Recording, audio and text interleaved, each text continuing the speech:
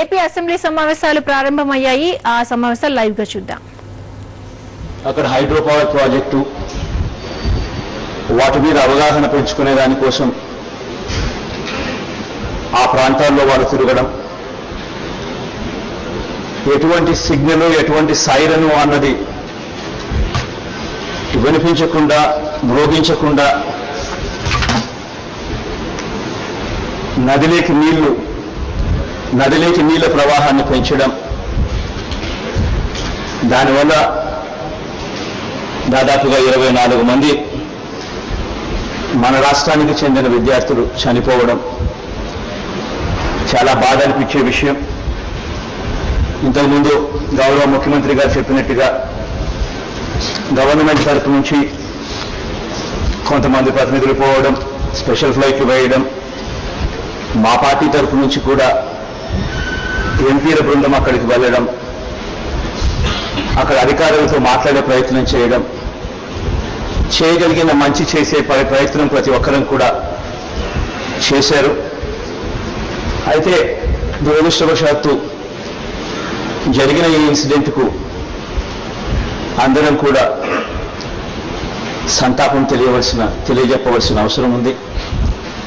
ముఖ్యమంత్రి గారు చెప్పినట్టుగా దాన్ని బలపరిచే కార్యక్రమం అందరం కూడా చేస్తున్నాం. అధ్యక్ష, చంద్రబాబు గారు చెప్పినట్టుగా నిజంగా ఇది ఈ రాష్ట్రానికి అవసరం కూడా. తెలంగాణ రాష్ట్రంలో అక్కడ రాజకీయంగా లబ్ధి పొందేందుకు దీని రాజకీయ అంశంగా వాళ్ళు పరిగణించడమే తప్పు. రాష్ట్ర విభజన జరిగేటప్పుడు రాష్ట్రానికి జరుగుతా ఉన్న అన్యాయంలో కొద్దో గొప్ప అన్న ఒకడుగు వాళ్ళు ముందుకేసి మనకు మంచి చేసిన పరిస్థితి ఏదైనా ఉంది అని అంటే అది పోలవరం అన్న ఒక వరం మనకి ఇవ్వడమే. అటువంటి విషయంలో క్లియర్గా యాక్ట్లో కూడా వాళ్ళు మెన్షన్ చేసినట్టుగా యాక్ట్ ప్రకారం కూడా సెక్షన్ 90 ప్రకారం యాక్ట్ ప్రకారం కూడా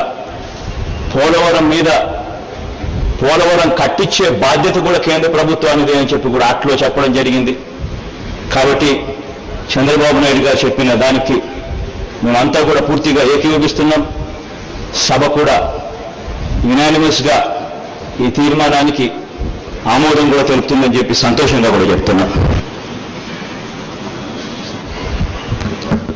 అధ్యక్ష, ఇక్కడ ఈ విషయం నేను చెప్పానో లేదో నాకు ఇది తెలియదు, కానీ ఎజెండాలో చంద్రబాబు నాయుడు గారు మాట్లాడుతూ ఉన్న అంశాలు మాకేమీ కూడా మాకెవరు ఏం మాట్లాడుతున్నారో కూడా తెలియదు, మాకేమీ అందలేదు. అంటే నాకు చెప్పానో చెప్పకూడదో కూడా నాకు తెలియదు, కానీ కాస్త సర్క్యులేషన్కు సంబంధించి అంటే నేను ఎవరికి చెప్పానో కూడా నాకు తెలియదు. చంద్రబాబు నాయుడు గారు చెప్తున్నారు, ఈరోజు మేము వింటున్నాం. చూస్తే దీంట్లో రెజల్యూషన్స్ అని మాత్రమే ఉన్నాయి. ఏం రెజల్యూషన్స్ పాస్ చేస్తున్నారో కూడా మాకు తెలియదు, డీటెయిల్స్ తెలియవు, ఏమీ తెలియవు. లేచి నిలబడాల్సి వస్తూ ఉంది. కాకపోతే ఏంటంటే రాష్ట్రానికి సంబంధించి మంచి జరిగే కార్యక్రమాలు కాబట్టి అందరం యునానిమస్గా దీనికి సపోర్ట్ చేస్తూ ఉన్నాం. కానీ దయ ఉంచి కనీసం నెక్స్ట్ టైం అన్నా కూడా కనీసం దానికి తగ్గ కమ్యూనికేషన్స్ ఖచ్చితంగా ఉండేట్టుగా అన్న చర్యలు తీసుకోవాల్సిందిగా ప్రార్థిస్తున్నాను. అంటే జగన్మోహన్ రెడ్డి గారు గవర్నమెంట్ రిజల్యూషన్స్ని ముందుగా చెప్పాల్సిన పని లేదు, ఒకటి. రెండోది, బీఏసీకి మీరు వచ్చినట్టు బాగుండేది, అందువల్ల మీకు కమ్యూనికేషన్ రాలేదు తప్పితే వేరే లేదు. దీంట్లో subject is very well known. Kindly start discussion.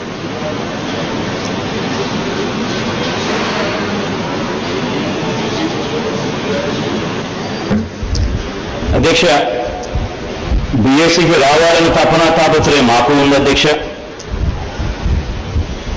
ఉండేవి రెండే పక్షాలు, అధికార పక్షం ప్రతిపక్షం. అయినా కూడా అధికార పక్షానికి చెందిన వాళ్ళు ఎంతమందిని బీఎస్సీలో పెడుతున్నారు, ప్రతిపక్షానికి చెందిన వాళ్ళు ఎంతమంది బీఎస్సీలో ఉన్నారు అన్నది ఏ రకంగా పూర్తిగా ప్రతిపక్షం అన్నది వాయిసే లేకుండా చేసే పరిస్థితి ఏ రకంగా వస్తూ ఉందని నేను వేరే చెప్పనవసరం లేదు. అధ్యక్ష, ఇది సభ విజ్ఞతకే నేను వదిలిపెడుతున్నాను. ఇది చేయడం ఒక ప్రెసిడెంట్కి నాంది పలుకుతా ఉంది. ఇవాళ అధికారంలో మీరు ఉండొచ్చు, రేపొద్దున అధికారంలోకి మేము రావచ్చు. కానీ ఇవాళ మనం సెట్ చేసే ప్రెసిడెంట్స్ మాత్రం రాబోయే తరాలకు అవి ప్రెసిడెంట్స్గా నిలబడతాయన్న సంగతి మాత్రం మర్చిపోకూడదు. ఇది గౌరవ సభకు అధ్యక్షుల ద్వారా తెలియజేసుకుంటున్నాను అధ్యక్ష. అండ్ ఇంకొకటి, చంద్రబాబు నాయుడు గారు ఇంతకు ముందు పిల్లలకు సంబంధించి పైకిస్తున్నారు అధ్యక్ష. చంద్రబాబు నాయుడు గారు ఇంతకు ముందు చెప్పినట్టుగా ఆ ఇద్దరు పిల్లలకు నిజంగా సభ తరపు నుంచి అభినందనలు తెలపాల్సిన అవసరం ఉంది. ఈ పిల్లలు చేసిన గొప్ప పని మనకందరికీ కూడా స్ఫూర్తిదాయకం కావాలి. ఎవరెస్ట్ శిఖరం ఎక్కడము అనంటే ఆ వయసులో, అందులోనూ పేద పిల్లలు, ఫెసిలిటీస్ కూడా సరిగ్గా ఉండవు, అయినా కూడా వాళ్ళు చేయగలిగారు అనంటే గొప్పగా కూడా వాళ్ళని అభినందించాల్సిన అవసరం ఉంది. ఈ అభినందించే కార్యక్రమం సభ మొత్తం యునానిమస్గా చేసేదానికి మనస్ఫూర్తిగా మా అభినందనలు కూడా తెలుపుకుంటున్నాం. జగన్మోహన్ రెడ్డి గారు. నరేంద్ర మోడీ గారు పార్లమెంట్లో ఈ ప్రస్తావన చేయడమే కాకుండా సిట్ను కాన్స్టిట్యూట్ చేసి స్విట్జర్లాండ్ లాంటి దేశాల నుంచి, ఇతర దేశాల నుంచి బ్లాక్ మనీ ఎక్కడైతే ఎవరి దగ్గర అయితే ఉందో వాళ్ళ డీటెయిల్స్, వాళ్ళ అకౌంట్స్ తెప్పించే కార్యక్రమం చేయడం నిజంగా హర్షణీయం. అది మనస్ఫూర్తిగా అందరం కూడా సపోర్ట్ చేస్తున్నాం. ఇది ఒకటే కాదు అధ్యక్ష, మొన్న జరిగిన ఎన్నికలు అందరం చూసాం. ఏ ఏ పార్టీలు ఆ ఎన్నికల్లో ఎంతెంత డబ్బులు ఖర్చు పెట్టాయి అన్న సంగతి ఆ కాన్స్టిట్యున్సీలో ఆ ఓటర్లను అడిగితే సార్ చెప్పగలుగుతారు ఎవరెవరు ఎంతెంత డబ్బులు ఖర్చు పెట్టారని. అది బ్లాక్ మనీ అవునో కాదో నాకు తెలియదు కానీ అధ్యక్ష, కాన్స్టిట్యున్సీలోని మొన్న జరిగిన ఎన్నికలు చూస్తే కాన్స్టిట్యున్సీలోని ఓటర్లను ఎవరు అడిగినా చెప్పగలుగుతారు.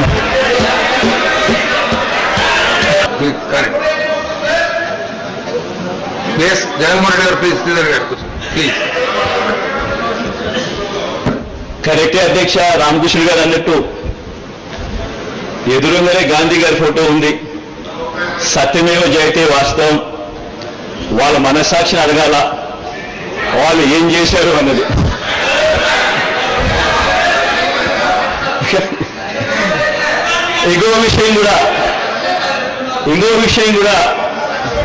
ఇంకొక విషయం కూడా ప్రస్తావించాలి అధ్యక్ష. నిజంగానే ఈ బ్లాక్ మనీ, ఇతర దేశాలలో డబ్బులు పెట్టడం, మళ్ళీ అవసరం వచ్చినప్పుడు ఆ డబ్బులు వెనక్కి తీసుకొని రావడం, అవసరాలకు మళ్ళీ అది వాడుకోవడం. నిజంగా మొన్న హసన్ అలీ అని ఒక బ్రోకరు, ఒక షేర్ మార్కెట్లో అనుకుంటా, పేపర్లో చదవడం జరిగా, 2004 ముందు ఇద్దరు ముఖ్యమంత్రులట డైరీలో రాశారు ఎన్నికలప్పుడు డబ్బులు తెప్పించుకున్నారు అని. మరి ఆ బిగ్ బాస్ ఎవరో, ఆ డబ్బులు తెప్పించుకున్న వాళ్ళు ఎవరో నాకైతే తెలియదు కానీ ఆ డీటెయిల్స్ కూడా, ఆ హసన్ అలీ రాసిన డైరీ ఆ డీటెయిల్స్ కూడా ఆ SITA అనే సంస్థకు, ఆ సిట్కు కూడా అందజేస్తే అది కూడా ఎంక్వైరీ చేయమని కూడా చెప్పగలిగితే ఇంకా బ్రహ్మాండమైన రిజల్ట్ కూడా వస్తుంది అధ్యక్ష. అదొకటే కాదు అధ్యక్ష,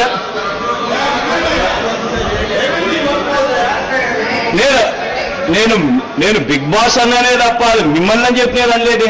ఎందుకు గుమ్మడికాయలు అంటే భుజాలు అనుకుంటారు. మీరు అవునో కాదో అన్నది మీ కాన్షియస్ మీరు అడగాలి, అంతేగాని దానికి కూడా గుమ్మడికాయ, దానికి కూడా ఎందుకు భుజాలు జరుపుకుంటారు. మొత్తానికేమో అధ్యక్ష ఇవాళ అసెంబ్లీలో ఈ తీర్మానం చేయడం నిజంగా సంతోషకరమైన పరిణామం. మనస్ఫూర్తిగా వైఎస్ఆర్ కాంగ్రెస్ పార్టీ తరఫున మేమంతా కూడా దీనికి అభినందనలు తెలుపుతున్నాం అధ్యక్ష.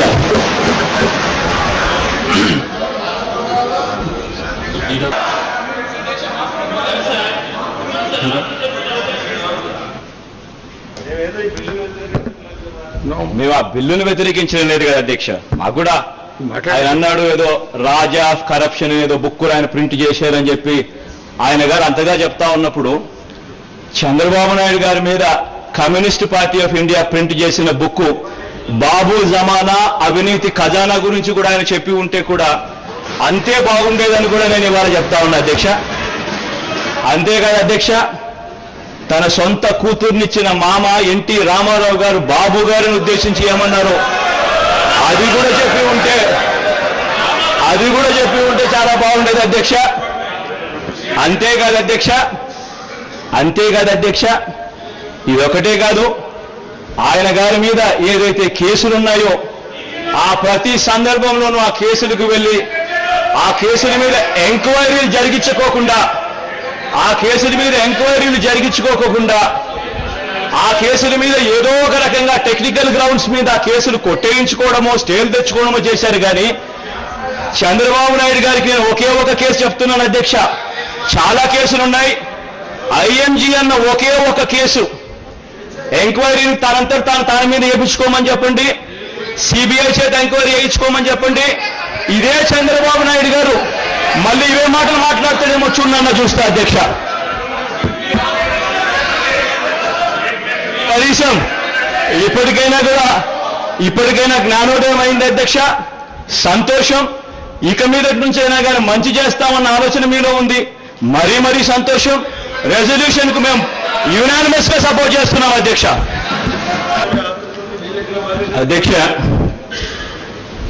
మా పార్టీకి ప్రతిపక్షంలో ఉన్నది ఇక రెండు పక్షాలు అధ్యక్ష, అధికార పక్షం ప్రతిపక్షం. మరి దయ ఉంచి ప్రతిపక్షంకి ఎంత సమయం కేటాయించారో మీరు చెప్పగలిగితే ఆ సమయం ప్రకారం మేము అనుకూలంగా మేము ఏదైనా కార్యాచరణ ప్లాన్ చేయొచ్చు. ఎందుకనంటే ఇక్కడ ఉండేటి రెండు పక్షాలు, అధికార పక్షం ప్రతిపక్షం. అధికార పక్షం దాదాపుగా 2 గంటల 15 నిమిషాలు మాట్లాడిన తర్వాత ప్రతిపక్షం నుంచి నేను ఒక్కనే మాట్లాడా. ప్రతిపక్షం నుంచి నేను మాట్లాడిన మీరంటున్న 2 గంటల్లో కూడా 17 సార్లు నన్ను ఇంటరప్ట్ చేశారు. 17 సార్లు నన్ను ఇంటరప్ట్ చేశారు. ఇక ఆ తర్వాత మీరే అర్థం చేసుకోవచ్చు ఏ మేరకు నాకు సమయాన్ని ఇచ్చారు అన్న సంగతి అధ్యక్ష.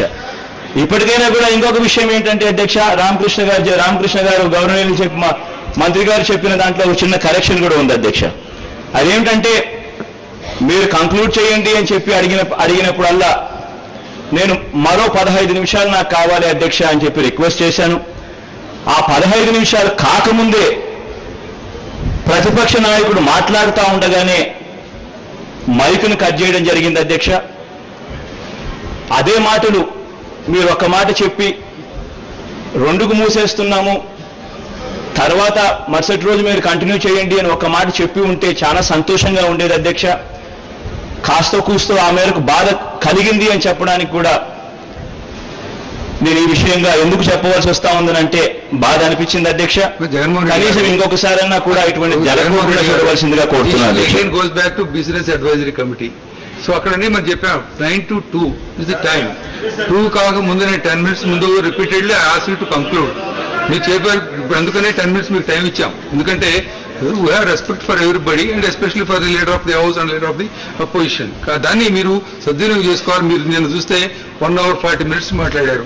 నువ్వు 10 minutes కంక్లూడ్ చేయండి. కంక్లూజన్ మీరు అన్నట్టుగా నిజంగానే అయిపోవచ్చింది అధ్యక్ష. మరో 10 నిమిషాల కన్నా ఎక్కువ తీసుకోను ప్లీజ్. కానీ నేను చెప్పవలసింది ఒకటే అధ్యక్ష, అపోజిషన్ పార్టీలో మాట్లాడింది నేను ఒక్కరిని.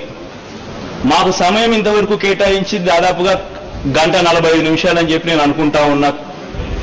ఎందుకనంటే మీరే ఆ మాట అన్నారు కాబట్టి.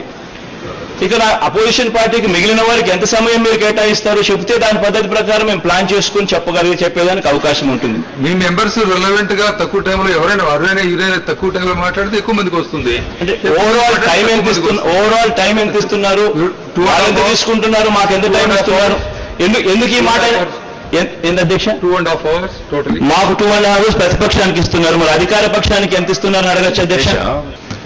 ప్రపోర్షనేట్ గా మీరు ఇస్తారని చెప్పి మీరు అన్నారు రామకృష్ణ గారు. Thank you.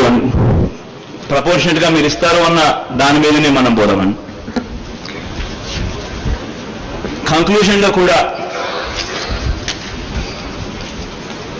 చెప్పదలుచుకుందల్లా 2 సూచనలు అధ్యక్ష. ఈ 2 సూచనలు కూడా చాలా అవసరం అధ్యక్ష. ఇది నిన్ననే చెప్పవలసింది, కానీ నిన్న సమయం ఇవ్వని కారణంగా నేను చెప్పలేకపోయా అధ్యక్ష. అధ్యక్ష, మీ అందరికీ తెలిసిన విషయమే, కృష్ణా ఆయకట్టుకి వాళ్ళ నీళ్ళందని పరిస్థితి. గవర్నర్ గారు మార్చిలోనే శ్రీశైలం నుంచి నాగార్జున సాగర్కు 33 టీఎంసీలు నీళ్లు పంపించడం, దాని తర్వాత 10 టీఎంసీల నీళ్లు ప్రకాశం బ్యారేజ్కు పంపించి వ్యవసాయ అవసరాలకు పెట్టండి అని చెప్పడం జరిగింది. ఇవాళ పరిస్థితి చూస్తే ఇవాళ కృష్ణా జిల్లాలో రైతాంగం తాగునీళ్ళు అయితేనేమి, వ్యవసాయానికైతేనేమి, చెరువులు నింపే కార్యక్రమం అయితేనేమి తీవ్ర ఇబ్బందుల్లో ఉన్నారు అధ్యక్ష. పరిస్థితి చూస్తే నాగార్జున సాగర్ నుంచి నీళ్లు వదలని పరిస్థితి కనిపిస్తా ఉంది. దయవుంచి దీని మీద ధ్యాస పెట్టవలసిందిగా సవినయంగా ఈ సభను నేను ప్రభుత్వాన్ని కోరుతున్నాను. ఈ సభ ద్వారా అధ్యక్ష, మీ ద్వారా అధ్యక్ష. ఇది నిన్ననే చెప్పవలసింది అధ్యక్ష. కంక్లూజన్లో ఇది ఒకటే కదా అధ్యక్ష. నేను ఇవాళ మీ అందరితో కూడా మీ ద్వారా ప్రభుత్వాన్ని ఇవాళ ఒకటి అడగదలుచుకున్న అధ్యక్ష. నెల కావస్తా ఉంది, కాస్త కూస్త నెల దాటింది ప్రభుత్వంలోకి వచ్చి. ఒకసారి గుండెల మీద చేసుకుని ఈ నెలలో ఏం జరిగింది, ఏం చేశాము అన్నది ప్రభుత్వం తమ గుండెల మీద చేసుకొని ఆలోచన చేస్తే అధ్యక్ష, నేను ఇవాళ కూడా ఎందుకు చెప్తున్నాను అని అంటే ఇది చాలా అవసరం కూడా. ఆలోచన చేయాలి. ఈ నెలకు సంబంధించిన మీ ప్రోగ్రెస్ రిపోర్ట్ ఏమిటి అని అంటే, ఎన్నికలు అయిపోయిన తర్వాత విపరీతంగా మీకు ఓట్లు వేయలేదు, అధికార పక్షానికి ఓట్లు వేయలేదు అన్న ఒకే ఒక కారణం చేత రాష్ట్ర వ్యాప్తంగా దాడులు జరిగాయి అధ్యక్ష. ఈ నెలలో దాదాపుగా 17 మంది చనిపోయారు అధ్యక్ష, వైఎస్ఆర్సీపీ కార్యకర్తలు. విజయనగరంలో ఒకరు, తూర్పు గోదావరిలో 2, కృష్ణా జిల్లాలో 9 మంది, గుంటూరులో ఒకరు, ప్రకాశం జిల్లాలో 3, కర్నూలులో ఒకరు, మొత్తంగా 17 మంది చనిపోయారు అధ్యక్ష. తీవ్రంగా గాయపడిన వారు అధ్యక్ష 41 మంది అధ్యక్ష. విజయనగరంలో 3, కృష్ణా జిల్లాలో 4, గుంటూరు జిల్లాలో 18, ప్రకాశం జిల్లాలో 3, అనంతపురంలో 7, కర్నూలు జిల్లాలో 1, వైఎస్ఆర్ జిల్లాలో 5 మంది అధ్యక్ష. గాయపడిన వారు అధ్యక్ష 110 మంది అధ్యక్ష. శ్రీకాకుళం జిల్లాలో 2, విజయనగరం జిల్లాలో 4, తూర్పుగోదావరి జిల్లాలో 18, కృష్ణా జిల్లాలో 15 మంది, గుంటూరు జిల్లాలో 2 అధ్యక్ష, ప్రకాశం జిల్లాలో 7, నెల్లూరు జిల్లాలో 14 మంది, అనంతపురం జిల్లాలో 46 మంది అధ్యక్ష. కర్నూలు జిల్లాలో 2 అధ్యక్ష, మొత్తంగా 110 గాయపడిన వాళ్ళు. నేను ఇవాళ కూడా ఎందుకు ఈ ప్రస్తావన చేస్తున్నానంటే అధ్యక్ష, ఇంతగా దాడులు జరుగుతూ ఉన్నాయి. కేసులు పెట్టడానికి పోలీస్ స్టేషన్ లేకపోతే కేసులు కూడా తీసుకోని పరిస్థితి. ఇంతేకాదు అధ్యక్ష, అనంతపురం జిల్లాలో చీనీ చెట్లు, మామిడి, దానిమ్మ తోటలు నరికివేస్తున్న ఘటనలు జరుగుతూ ఉన్నాయి అధ్యక్ష. పండ్ల చెట్లను నిర్వీర్యం చేయడానికి చెట్ల పాదుల్లో కెరోసిన్ పోసే దుర్మార్గానికి కూడా ఇవాళ పాడుపడే పరిస్థితి. ఇవాళ దుర్మార్గం కూడా ఒడిగట్టడానికి కూడా వెనకాడని పరిస్థితి కనిపిస్తా ఉంది అధ్యక్ష. నేను ఎందుకు ఇవన్నీ కూడా చెప్తా ఉన్నానంటే అధ్యక్ష, అధికారంలో ఇవాళ మీరుండొచ్చు, రేపు పొద్దున మేముండొచ్చు, అది వేరే విషయం. కానీ ఏదైనా కూడా ఇవి జరుగుతూ ఉన్నప్పుడు నాయకత్వం సైడ్ నుంచి, ఇక్కడి నుంచి మనం ఖండించాలి అధ్యక్ష.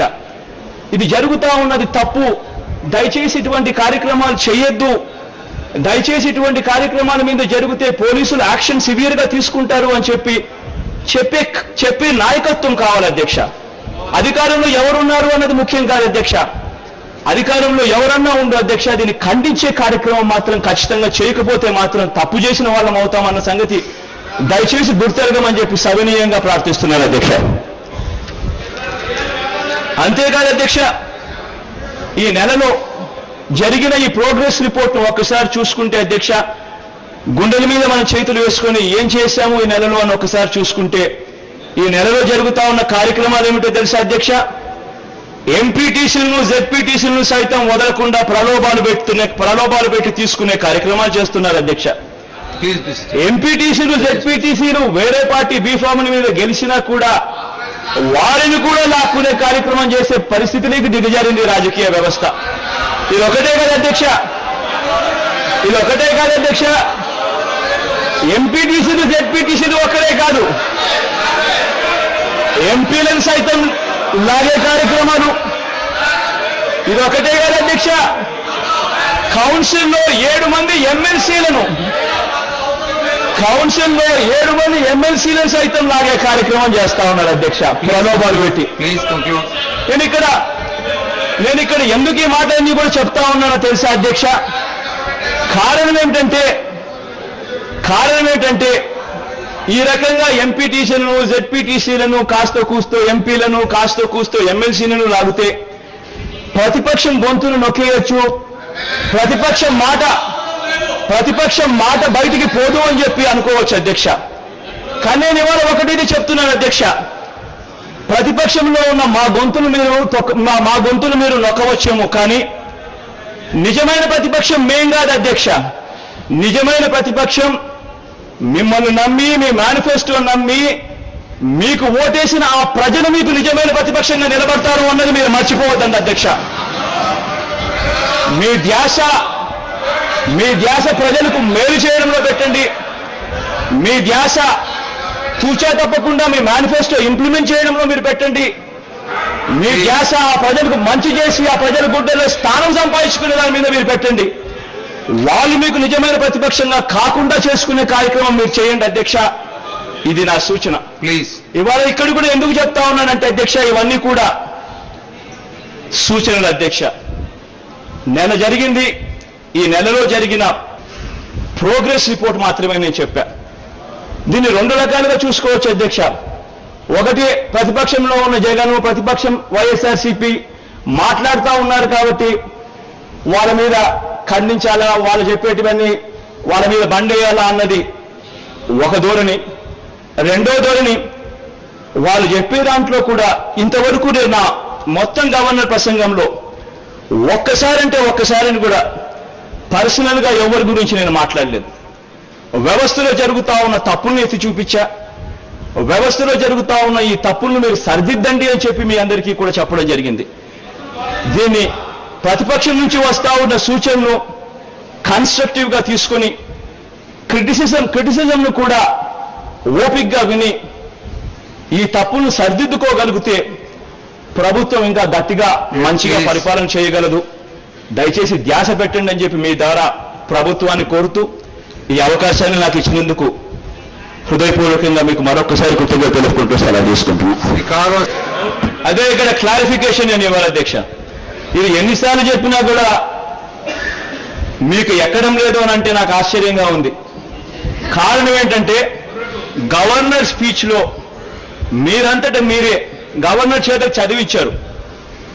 10 సంవత్సరాల కాలం, డెకేడ్ అని ఒకసారి కాదు 2 సార్లు కాదు, మీరు గవర్నర్ స్పీచ్లో ఆ మాట రాశారు కాబట్టే నేను 1984 నుంచి 1994 టు 2004, 2004 టు 2014 3 లెక్కలు చెప్పా. 1984 నుంచి 1989 దాకా, 1989 నుంచి 94 దాకా అధికారంలో ఉన్నది ఒక తెలుగుదేశం పార్టీయే కాదు, కాంగ్రెస్ పార్టీ కూడా అధికారంలో ఉన్నది. వాళ్ళ గురించి కూడా చెప్పాం. ఇక్కడ కూడా కాంగ్రెస్ పార్టీని తరిమి కొట్టినందుకు ప్రజలకు నేను ధన్యవాదాలు చెప్తున్నాను. కానీ అదే కాంగ్రెస్ పార్టీతో కుమ్మక్కయింది ఎవరు అని మీరు మీ గుండెల మీద చేసుకొని ఆలోచన చేసుకోవాలి.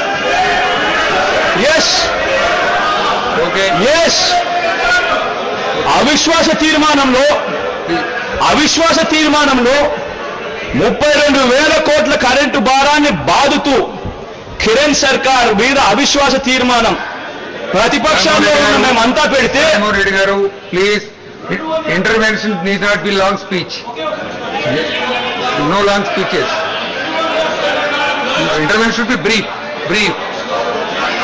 148 మంది మద్దతుతో ఉంటే తప్ప కాంగ్రెస్ పార్టీ బ్రతకని పరిస్థితుల్లో 6 మంది తెలుగుదేశం శాసనసభ్యులు మీరిచ్చిన విప్పును ఉల్లంఘించి ప్రజల తరపున నిలబడి డిస్క్వాలిఫై అయ్యారు. 9 మంది కాంగ్రెస్ శాసనసభ్యులు అవిశ్వాస తీర్మానంలో కాంగ్రెస్ పార్టీకి వ్యతిరేకంగా ఓటేసి డిస్క్వాలిఫై అయ్యారు. తీరా అసెంబ్లీలో ఆ అవిశ్వాస తీర్మానం వీగిపోయేసరికి 148 మంది ఉన్న శాసనసభ్యుల్లో 146 మందితోనే ఆ రోజు జరిగింది. అంటే దాని అర్థం మీరు ఆ రోజు అవిశ్వాస తీర్మానంలో ఓటేసి ఉంటే కాంగ్రెస్ సర్కార్ ఇంటికి వెళ్లిపోయేది అన్నది నేను వేరే చెప్పనవసరం లేదు. అధ్యక్ష, దయ ఉంచి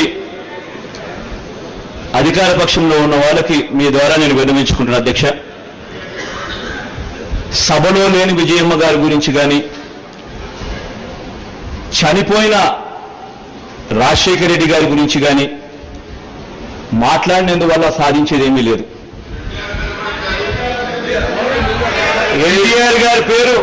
ఎన్టీఆర్ గారి పేరు చెడ్డగా ఏ రోజు చెప్పలేదు. మేము చెప్పం కూడా.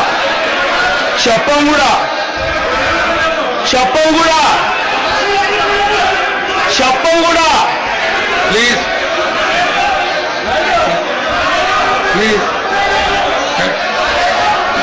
నో, దయవుంచి ప్లీజ్ బీ బ్రీఫ్.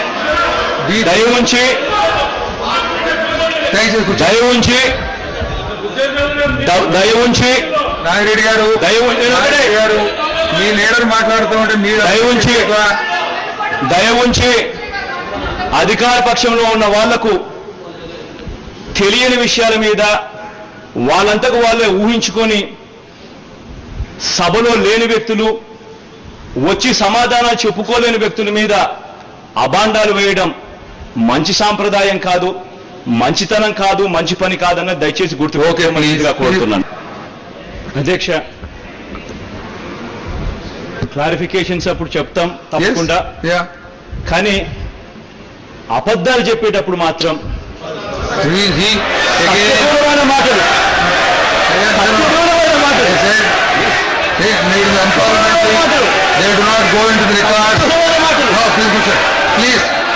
సత్యదూరమైన మాటలు మాటలు మాట్లాడేటప్పుడు మాత్రం ఖచ్చితంగా పర్మిషన్ కూడా ఇవ్వాలి. అధ్యక్ష, ప్లీజ్ కూర్చోండి. కూర్చోండి. Yes, okay. కాబట్టి మళ్ళీ కూర్చోండి. అధ్యక్ష, ఈ రెండు ఖచ్చితంగా చెప్పొచ్చు.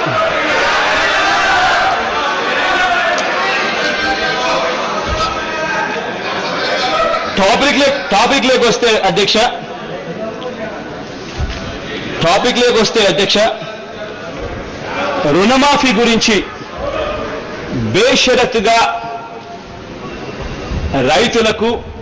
రైతన్నలకు అక్కచెల్లెమ్మలకు రుణాలు బేషరతుగా చేస్తానని ఎన్నికల్లో తాను హామీ ఇచ్చాడు. మొట్టమొదటి సంతకం అదే అన్నారు. ఇవాళ నిజంగా రైతుల పరిస్థితి ఎంత దయనీయంగా ఉందంటే, బ్యాంకులకు అదే క్లారిఫికేషన్ అడిగా, రైతులకు సంబంధించిన విషయాల్లో క్లారిఫికేషన్ అడిగినా మీరు వినకపోతే నేనేం చెప్పాలి అధ్యక్ష? రైతులకు సంబంధించిన విషయంలో క్లారిఫికేషన్ అడిగినా కూడా క్లారిఫికేషన్ ఇవ్వడానికి కూడా మీరు సిద్ధంగా లేకపోతే నేను ఏం చెప్పాలి అధ్యక్ష? Please come to the point. ఇవాళ రైతుల పరిస్థితి ఎలా ఉందంటే అధ్యక్ష, ఖరీఫ్ మొదలైంది. బ్యాంకుల దగ్గరికి రైతన్నలు వెళ్తా ఉన్నారు. రైతన్నలకి ఇవాళ లోన్లు అందడం లేదు. పాత రుణాలు కట్టే తప్పనిచ్చి కొత్త రుణాలు ఇవ్వబోమని చెప్పి బ్యాంక్ మేనేజర్లు రైతన్నంతో అంటున్నారు. రైతన్నలకి ఇవాళ నోటీసులు ఇస్తా ఉన్నారు. రైతన్నల పరిస్థితి ఇవాళ ఎలా ఉందంటే, ఆ రుణాలు ఎప్పటి నుంచి మాఫీ అవుతాయి అని చెప్పి ఎదురు చూస్తున్న రైతన్నలకు ఖరీఫ్ మొదలైపోయింది. క్రాప్ ఇన్సూరెన్స్ కూడా అందరి పరిస్థితిలో రైతన్న ఇవాళ వ్యవసాయం చేసుకుంటున్న పరిస్థితిలో కనిపిస్తా ఉన్నాడు. వ్యవసాయం కోసం ప్రైవేట్ గా మనీ లెండర్స్ దగ్గరికి వెళ్లి 3 రూపాయల వడ్డీకి 4 రూపాయల వడ్డీకి డబ్బులు తెచ్చుకుంటున్న పరిస్థితిలో రైతన్న ఉన్నాడు. ఆ రైతన్నలకు ఉద్దేశించి ఎప్పటి నుంచి రైతన్నల రుణాలు పూర్తిగా మాఫీ అవుతాయి అని చెప్పి నేను అడగదలుచుకుంటే ఆ ప్రశ్నకు మీ దగ్గర నుంచి సమాధానం ఏంటంటే ఇవాళ కొత్తగా వినిపిస్తా ఉంది అధ్యక్ష. ఇది కేంద్ర ప్రభుత్వం సహాయం చేయాలి, ఆర్బీఐ సహాయం చేయాలి, లేదంటే కానీ ఇది కష్టము అని చెప్పి ఇవాళ సమాధానం వినిపిస్తా ఉంది గౌరవ ముఖ్యమంత్రి గారి నోట. ఈ మాదిరిగా ఆ రోజు ఎందుకు చెప్పలేదు ఎన్నికలకు వెళ్ళేటప్పుడు, ఓట్లు అడిగేటప్పుడు అని చెప్పి నేను అడుగుతున్నా అధ్యక్ష. అధ్యక్ష అధ్యక్ష అధ్యక్ష ఇంకొక క్లారిఫికేషన్ కూడా అడగదలుచుకున్న అధ్యక్ష. బాబు వస్తాడు, జాబ్ వస్తుంది అని చెప్పి టీవీలో అడ్వర్టైజ్మెంట్ ఇచ్చారు. ఒకవేళ ప్రతి మీటింగ్లోనూ చెప్పారు. బాబు గారు సంతకం పెట్టిన ప్రతి పెద్ద పాంఫ్లెట్ పేపర్ ప్రతి ఇంటికి తీసుకొని పోయి ఇచ్చారు. బాబు వస్తాడు, జాబ్ వస్తుంది అన్నారు. ఒకవేళ జాబ్ రాకపోతే 2,000 రూపాయల నిరుద్యోగ వృత్తిని తాను అమలు చేస్తాడు అని చెప్పి, ప్రతి ఇంటికి అమలు చేస్తాడని చెప్పి మేనిఫెస్టో పెట్టడమే కాకుండా పాంఫ్లెట్లలో సంతకాలు పెట్టించారు అధ్యక్ష. ఇవాళ క్లారిటీ దాని మీద లేదు అధ్యక్ష. ఇవాళ పరిస్థితి ఏమిటంటే నిన్న బాబు గారి స్టేట్మెంట్లు, ఇవాళ బాబు గారి స్టేట్మెంట్లు చూస్తా ఉంటే మొన్నటి దాకా జాబ్ అంటే గవర్నమెంట్ ఉద్యోగమే అనే భావన ప్రజల్లో ఉండేది. ఇవాళ చూస్తే అవి కాదు, గవర్నమెంట్ ఉద్యోగాలు కాదు, అవి ప్రైవేటు గవర్నమెంట్ అన్నీ కలిపితే నేను చెప్పిన మాటలు అని చెప్పి చెప్తున్నారు. గవర్నమెంట్ ఉద్యోగాలు అన్నది పూర్తిగా వెనక్కి వెళ్ళిపోయిన పరిస్థితి కనిపిస్తా ఉంది. అదొకటే కాకుండా 2,000 రూపాయల నిరుద్యోగ వృత్తి ప్రతి ఇంటికి ఎప్పటి నుంచి ఇస్తారు అన్న క్లారిటీ గౌరవ ముఖ్యమంత్రి గారి నోట్లో నుంచి రావడం లేదు అధ్యక్ష. క్లారిఫికేషన్స్ అధ్యక్ష, క్లారిఫికేషన్స్ అధ్యక్ష.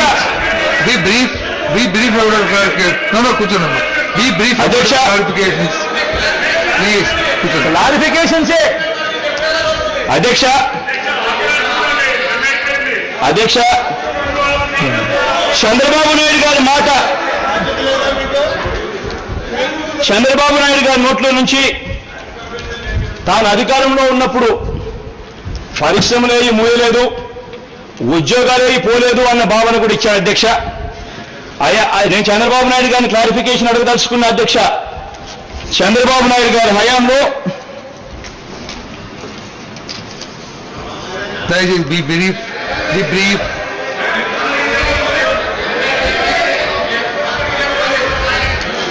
చంద్రబాబు నాయుడు గారి హయాంలో RFC, Allwyn factory, several cooperative spinning mills, several sugar mills మూతపడిన సంగతి వాస్తవం అవునా కాదా అని అడగదలుచుకున్న అధ్యక్ష.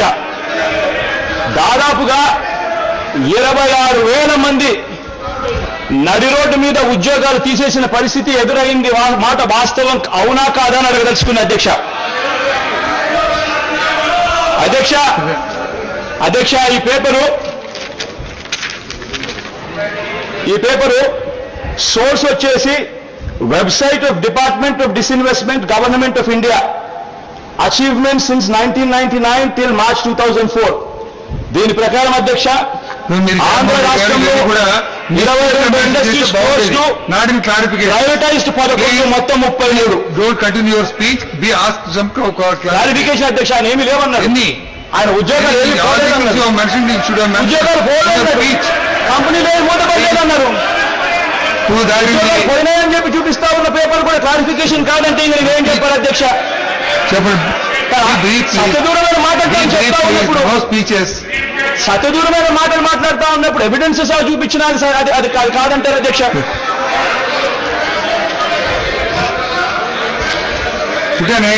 అధ్యక్ష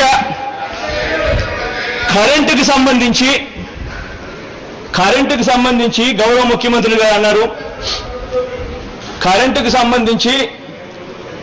కరెంటు ఇంత దారుణంగా పవర్ కట్స్ ఉన్నాయి అని చెప్పి ఎప్పటి నుంచి కరెంటు రీస్టోర్ చేస్తారు అన్న సమాధానం వినపడడం లేదు అధ్యక్ష. అధ్యక్ష, నేను ఇక్కడ ఒకటి చెప్పదలుచుకున్నా.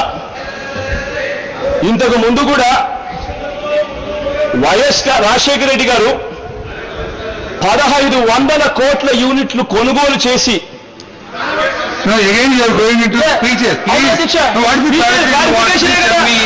What is the clarification? Clarification అది ఎప్పటి నుంచి చేస్తారు? No.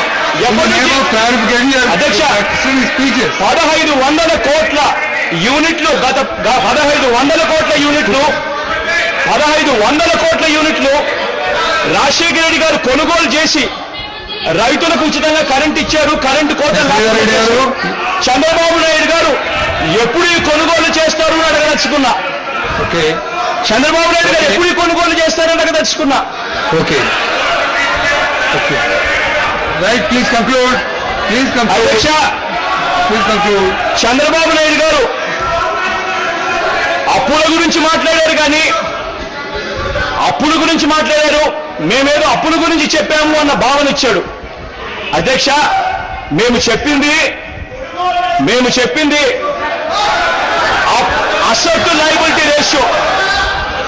మేము చెప్పింది అసెట్ టు లయబిలిటీ రేషియో అంటే ఆస్తులకు అప్పులకు ఉన్న నిష్పత్తి గురించి మేము చెప్తే చంద్రబాబు గారు దాన్ని తప్పుదోవ పట్టించి అప్పుల గురించి మాత్రమే మేము మాట్లాడాము అన్న భావన ఇచ్చాడు.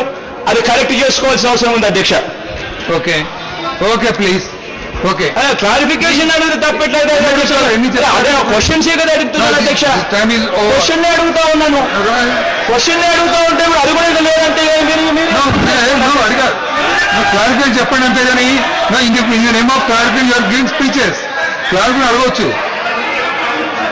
ఎస్,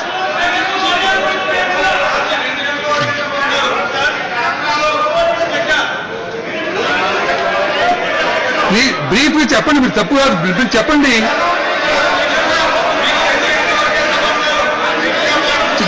క్లారిఫికేషన్స్ కూడా వద్దు అని అంటే నేను చెప్పగలిగింది ఏమీ లేదు అధ్యక్ష. క్లారిఫికేషన్ వద్దంటలా. క్లారిఫికేషన్ ఎవరు అడగరు అధ్యక్ష. ప్లీజ్, ఇంతకన్నా క్లుప్తంగా ఎవరు అడగలేరు అధ్యక్ష.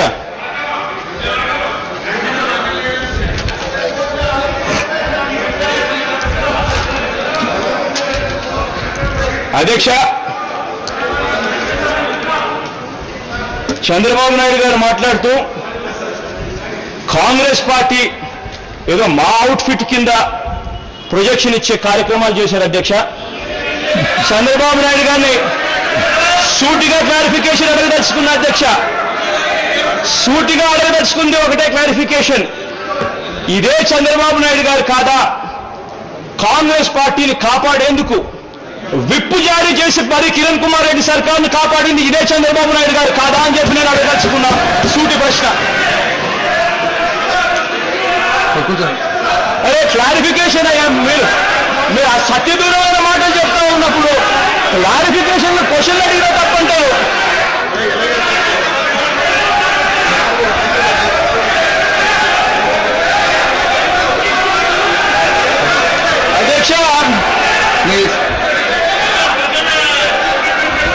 అధ్యక్ష కూర్చోవాలా?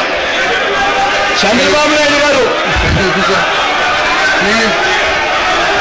వద్దు అనుకుంటే మీరే కాదు ప్రజాస్వామ్యంలో. అధ్యక్ష ప్లీజ్. అధ్యక్ష, చంద్రబాబు నాయుడు గారు సత్యదూరమైన ఇంకొక మాట కూడా మాట్లాడారు అధ్యక్ష. అధ్యక్ష, తాను 2003-04లో తాను అధికారం నుంచి తప్పుకునేసరికి రాష్ట్రం రెవెన్యూ సర్ప్లస్ లో ఉంది అన్న సత్యదూరమైన మాట కూడా మాట్లాడారు అధ్యక్ష. అవాస్తవము. తాను 2003-04 తప్పుకునే రోజున కూడా రాష్ట్రం రెవెన్యూ డెఫిసిట్ లోనే ఉంది అన్న సంగతి చంద్రబాబు నాయుడు గారికి చెప్పదలుచుకున్న అధ్యక్ష. Okay, please conclude. సత్యదూరమైన చేయగలిగితే క్లారిఫికేషన్స్ కదా ఆయన స్పీచ్ లో చేసిన తప్పులను చెప్తా ఉన్నాను. ఆయన స్పీచ్ లో చేస్తా ఉన్నాను. ఎలా అధ్యక్ష ఇది చెప్పండి. మీరు చెప్పండి. How much time you want? అధ్యక్ష దయచేసి కూర్చోండి ప్లీజ్. దుల్పాల్ సార్, ఓపిక ఉండాలా? గారు నేను ఇచ్చిన స్పీచ్ క్లారిఫికేషన్ ఓపిక ఉండాలి సార్. 1 minute. ఓపిక ఉన్నప్పుడే సార్, జగన్మోహన్ రెడ్డి గారు 1 minute. ఓపిక ఉన్నప్పుడే తెలుసుకున్నప్పుడే మీరు మంచి చేయగలుగుతారు. 1 minute ప్లీజ్. జగన్మోహన్ రెడ్డి గారు please wait for a minute. Please wait for a minute. Narendra please. Jaganmohan Reddy గారు ప్లీజ్ కంక్లూడ్. అధ్యక్ష అధ్యక్ష అధ్యక్ష ఆ రోజు అవిశ్వాస తీర్మానం మేమొక్కలమే కాదు, ప్రతిపక్ష పార్టీలన్నీ కూడా ఎందుకు పెట్టాయంటే కాంగ్రెస్ సర్కార్ను పడగొట్టడానికి అవిశ్వాస తీర్మానం పెట్టాం అధ్యక్ష. వాళ్ళు కాంగ్రెస్ సర్కార్ను కాపాడేందుకు విప్పు జారీ చేశారు అధ్యక్ష. ఆ రోజు 32,000 కోట్ల కరెంటు భారాన్ని కిరణ్ సర్కార్ వేస్తే ప్రతిపక్షాలు కమ్యూనిస్టులము మేము అందరం కలిసి అవిశ్వాస తీర్మానం పెడితే మీరు అవిశ్వాస తీర్మానం పెడితే నరేంద్ర గారు సమాధానం చెప్పారు. చంద్రబాబు నాయుడు గారు దాన్ని ప్లీజ్ కాపాడేందుకు విప్పు జారీ చేశారు అధ్యక్ష. ఆయన విప్పు జారీ చేసిన దాన్ని నో ప్లీజ్ ఆయన చెప్పిన దాన్ని మీరు క్లారిఫికేషన్ ఇవ్వకూడదు అంటారు. ఆయనకు అవకాశం క్లారిఫికేషన్ ఇస్తా ఉన్నప్పుడు కంటిన్యూ చేయండి. నో అధ్యక్ష. ఆనరబుల్ మినిస్టర్ కె కృష్ణమూర్తి గారు 1 minute. ఎస్ అధ్యక్ష, అన్ని సక్రమంగా జరుగుతున్నాయని చెప్పి వాళ్ళు చెప్పుకుంటున్నారు. విప్పు అంతా కూడా ఇచ్చామని చెప్పి నేను స్పీకర్గా కంటెస్ట్ చేసినప్పుడు ఎందుకని నాకు ఓటేయలేదు వాళ్ళని అడుగుతూ చెప్తా ఉన్నా. కాంగ్రెస్ అగెనిస్ట్ గా మరి కాంగ్రెస్ తో కుమ్మక్కయ్యారు మీరు ఆ రోజు వాళ్ళని చెప్పి నేను అడుగుతాను. మరి అది ఎస్ జగన్మోహన్ రెడ్డి గారు ప్లీజ్ మెన్షన్ కంక్లూడ్. ప్లీజ్. ఆ రోజు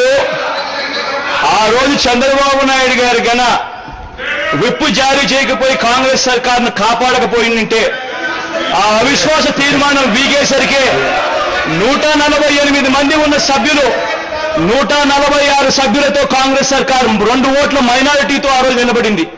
ఆ రోజు చంద్రబాబు నాయుడు గారు గన విప్పు జారీ చేయకపోయి కాంగ్రెస్ సర్కార్ను కాపాడేందుకు రాష్ట్ర విభజన కూడా జరిగి ఉండేది కాదు అని చెప్పి కూడా ఇవాళ ఖచ్చితంగా చెప్పగలుగుతారు.